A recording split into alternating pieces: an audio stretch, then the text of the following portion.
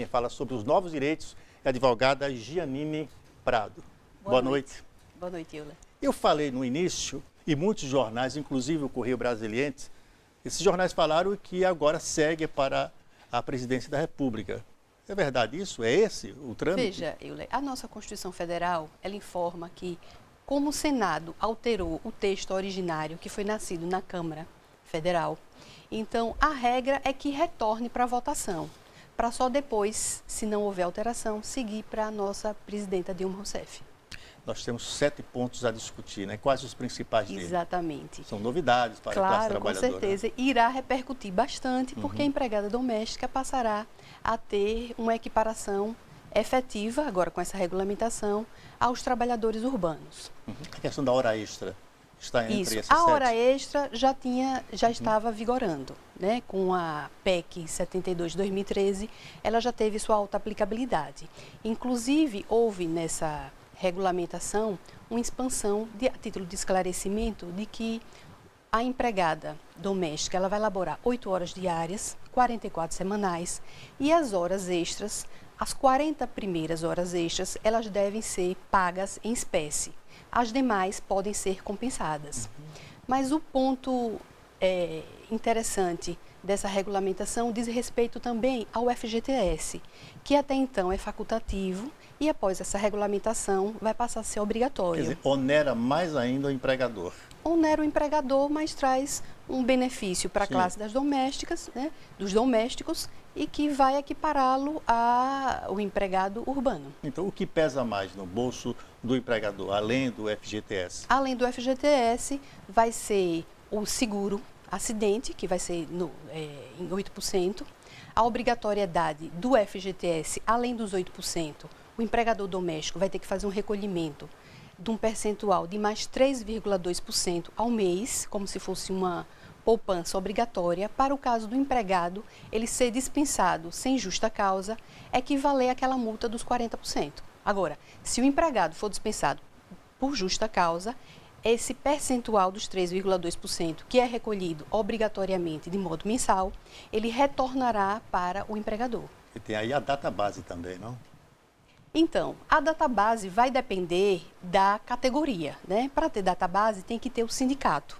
E aqui ainda não temos esse sindicato, que tem que ser o sindicato dos empregados, profissional, e o sindicato dos empregadores, o patronal. Mas eu chamaria atenção ainda para a regulamentação do salário-família, que vai ser baseado na Lei da Previdência, que é 8.213, de 91.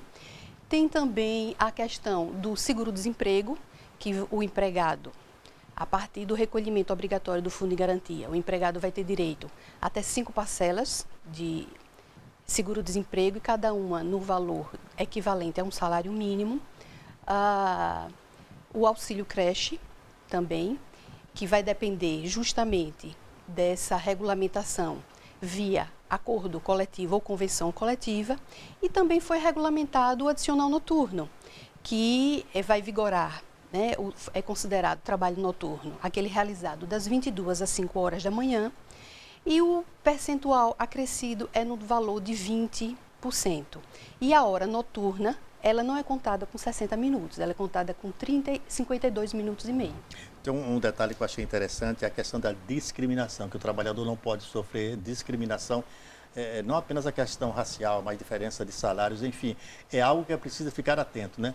Principalmente o empregador. Isso, porque a nossa Constituição Federal, o caput do artigo 5º, ela garante o direito à isonomia. E a discriminação, existe a discriminação negativa e a discriminação positiva. A discriminação positiva é aquela que visa corrigir uma desigualdade ocorrida ao longo dos tempos, como o caso das cotas raciais, por exemplo. Então, o fim maior dela é garantir uma isonomia, mas tratando os desiguais com desigualdade, para efetivamente eles chegarem a um patamar isonômico. Então, a senhora entende que o pacote já está praticamente fechado de vantagens, as vantagens que poderiam chegar para o trabalhador? O escopo doméstico dessa regulamentação é colocar aqueles pontos que a PEC 72 de 2013 trouxe, que não são auto-aplicáveis, e o grande cerne da questão é que essa PEC 72, 2013, que é a proposta de emenda constitucional, que já é constitucional, abrangeu no seu artigo 7º da Constituição Federal, mas levou em consideração a Convenção Internacional do Trabalho, 189, da OIT, né? Então agora volta Isso. para a Câmara dos Deputados, foi lá que ela nasceu. Exatamente. E pode seguir de lá para a Presidência da República Isso. ou retornar para o Senado Federal.